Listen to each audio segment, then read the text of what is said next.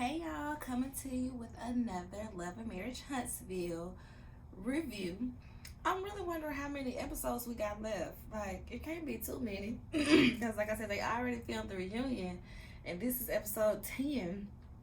So, um, yeah, it should be wrapping up soon. And I mean, it's not giving, so I guess I'm kind of ready to wrap it up, especially since I got Married to Medicine on the horizon. And that's my jam. That's like my favorite. Hold on, let me see if I can get in a good spot. Okay, so Love and Marriage Huntsville, season 7, episode 10. Even though some people be like season 6, episode 20 something, 30 something. Child, who knows? The way that OWN numbers these seasons and episodes versus there's actually, no reunion in between to signify and part of the new season. It's so confusing, but I'm just gonna go on whatever is on the TV. So season 7, episode 10. A Stormi is brewing. This episode it was okay. It was okay. We still ain't have no Scots in this, huh? We had Kiki, but she ain't no Scott. She is Scott adjacent, huh?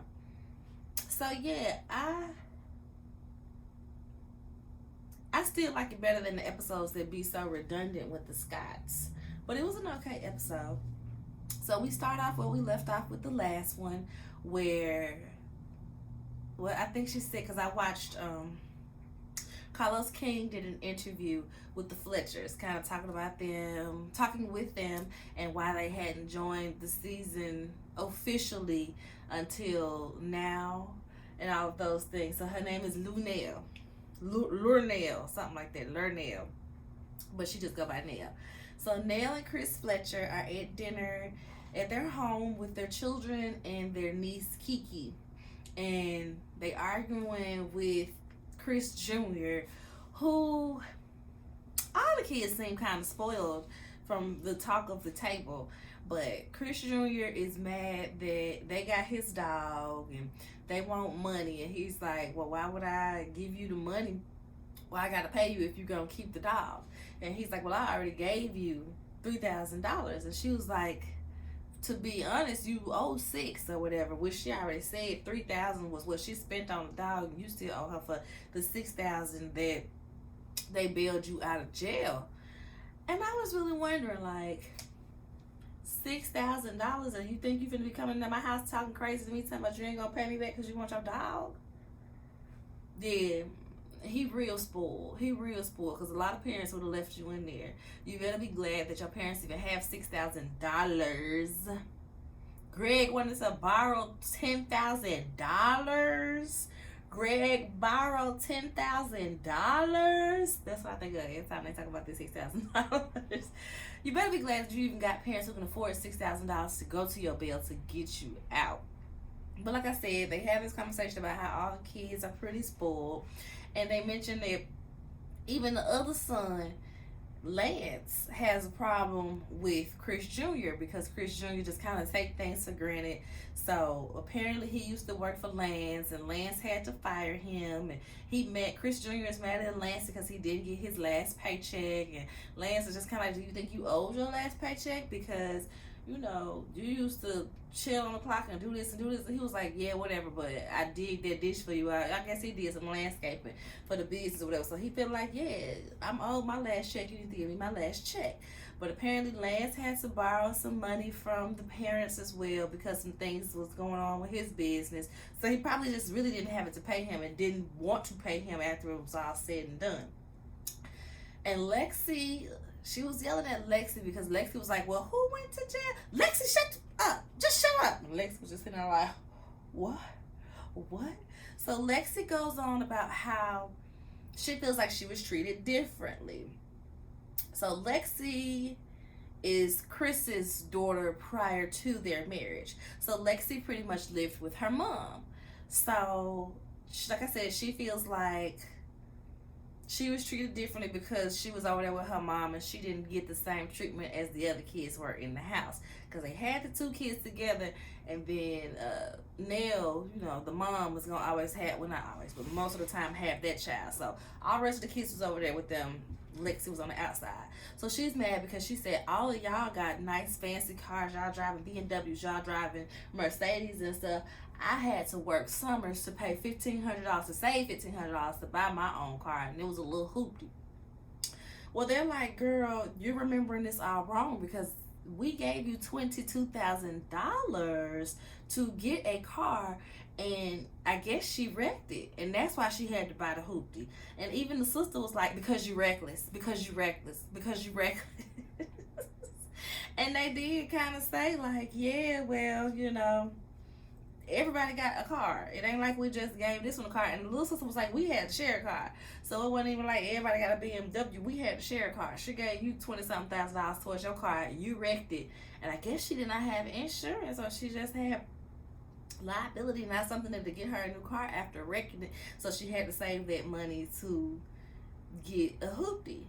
Either way it goes, she claims that they don't invite her to no family trips. Y'all were barely at my wedding. Y'all were barely at my wedding. They were like, because you barely invited us. You didn't even really have us on the guest list. So, well, how we gonna come? Well, that's because we don't talk like that. Okay, but we came. We showed up for you. So, you know, what are you talking about? Well, y'all don't invite me on family vacations. What about this vacation? What about this vacation? What about this vacation?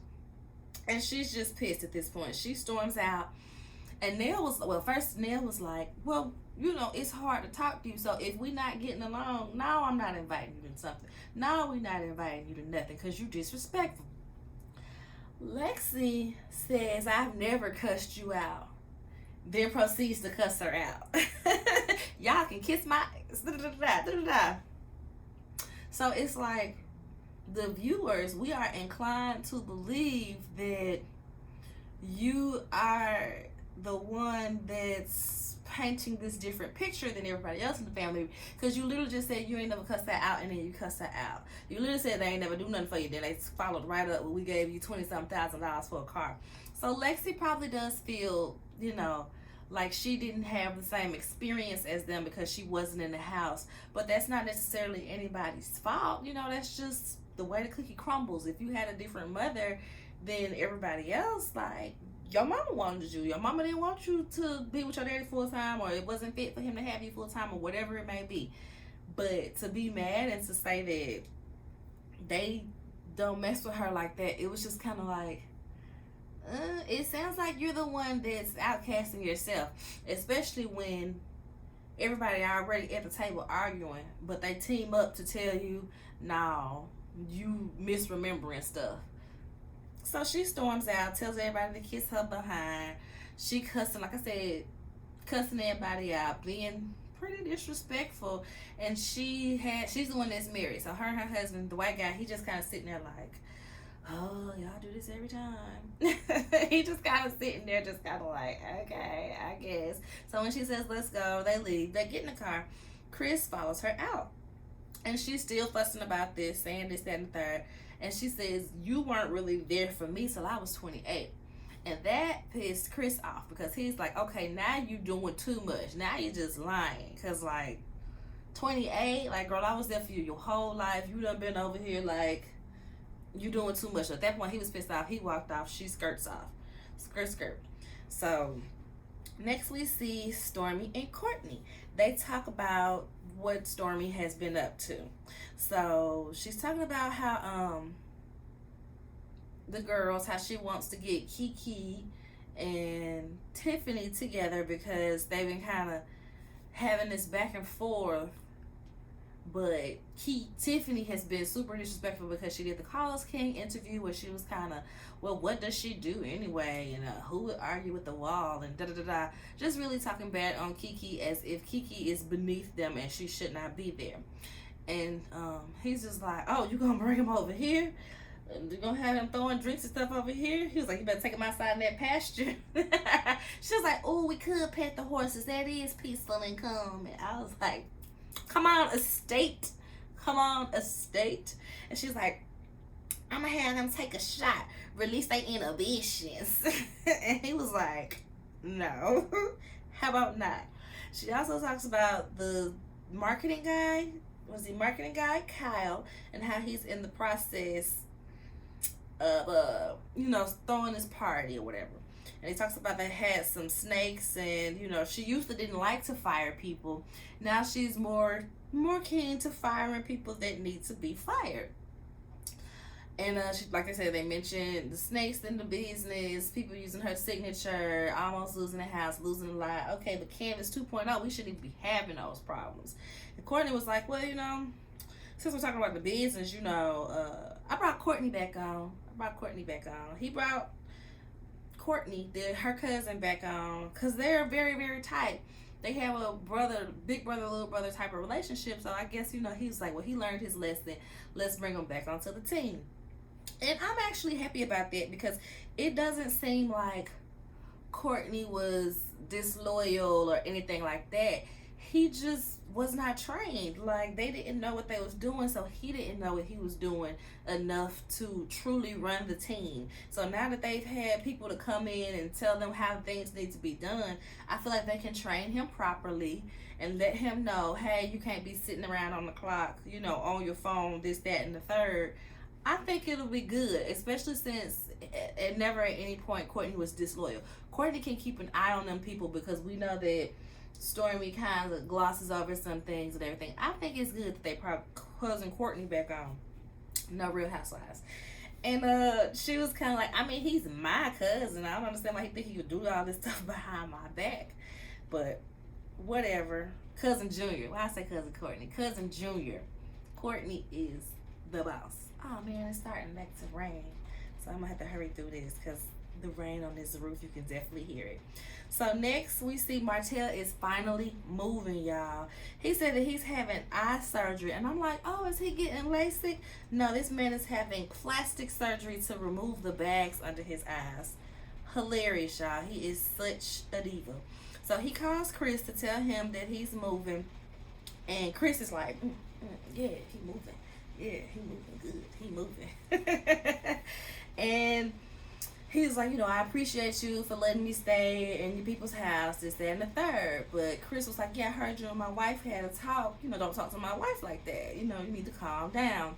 And y'all, when I watched, let's see, I think it's Carlos King and Heavenly's Messy Mondays, Carlos King was like, he a Capricorn and he a Kappa. And I was like, Martell is a Kappa. And my husband cracked me up. He said, that makes so much sense. They always using other people for notoriety to get on. Yeah, I was cracking up about that. So next we see Mel and her best friend are packing orders. I'm really have to rush through this, y'all. I hope y'all don't mind, because I don't want this rain to get too loud on the roof. So Mel and her bestie packing orders. She mad that the bestie wasn't at her party, but she said she had to go to her niece's 16th birthday in Atlanta. So that was kind of annoying that Mel was like trying to be on her so hard. She already told you it was a family situation. She was like, well, you was there when I met little buddy. You was there for the wedding. You was there for the divorce. So I'm not over you missing my name change ceremony. Friend said, well, let's have another ceremony so I can be a part of that. She was like, girl, well, I ain't doing all of that, but you could be a part of me finding love again. She's like, what my top love language is? Touch. You used to be mad I was all up under you. And that made me think of me and my best friend, because I'm definitely like very touchy-feely, and she is like, girl, stop trying to hug me. Don't be holding my hand. Stop trying to cuddle. And I am definitely that friend. So that cracked me up. And she was like, well, I don't think we should pick here in Huntsville. She was like, well, this is international vagina. She was like, girl, don't say that no more. Sound like a prostitute. Relax. So that cracked me up when she said that. Next we see the Fletchers are basically debriefing about Lexi and the dinner and Chris Jr. and just everything that happened. And Nell is feeling the type of way, because she's like, well, Kiki said that, you're not the easiest to talk to. And I'm like, girl, we can tell, because you go from 0 to 100 so fast. And I'm glad to know that Nell isn't just doing this for the cameras, because it definitely feels like, all right, give us our spot in the lineup. Which is still maybe a little bit of, I ain't saying that I'm completely convinced. But it seems like this is just genuinely her personality because the kids be so over her. And she's like, I mean, if you keep touching the hot stove and if they keep touching the hot stove and you keep fixing it, you know, it's just gonna keep happening. They're not learning because you're fixing it. And she was like, well, they don't pay me back. You always get paid back. I don't get paid back, so I have every right to go from 0 to 100. That's fair. So lastly, we see Tiffany, Stormi, and Kiki at Stormi's house. Well, at Stormi's guest house, I shall say. And the AC is broke. She says, you know, they hadn't been over to the guest house in a while, so somebody left the AC running and it broke. So Kiki is sweating. Kiki's sweating. Y'all know Kiki be having a fan herself. Kiki be sweating because of the methadone. So they had me like, so you are on methadone, but when you took the drug test, methadone didn't show up on the drug test. I'm wondering if, you know, medically prescribed methadone comes in low dosage so that it doesn't pop up, or like, was this a fake drug? I'm just confused about it all, because if you own methadone, I would think that methadone comes up, but maybe it's a different configuration, a different chemical structure so that it doesn't get mistaken for street drugs. I'm hoping. So Kiki, she asked Kiki about her and Tisha. She said, baby, we are done. It's over with. Ain't no point in me going back and forth. She said it's because of me that where she at anyway. She would have never have went to college if it wasn't for me. And I was just like, ooh, which they did say once Tisha found out Kiki was getting a scholarship to go to wherever they went to school, she wanted to go too, and that's what happened. So that was an interesting little read for me. Next we see Stormi. Stormi says that she sees her mom and her aunt and Kiki and Tisha, so that's why she tries so hard for them to get it back going, because she feels like if they can be done, her mom and her aunt can be done. And we've seen their arguments from when Junior got fired last season, and they all sat down and talked about what that meant to the family. So lastly, we see that Kiki comes in.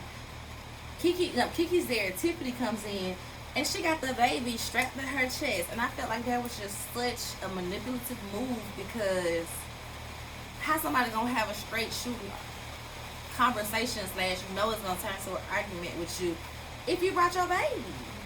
So it's like, don't yell at me, I've got the baby. Yeah, no, I can't do all that because I have the baby. And it was very frustrating, and it just drives home the point on why I can't stand Tiffany most of the time. 99% of the time, I can't stand Tiffany. And this was showing us why.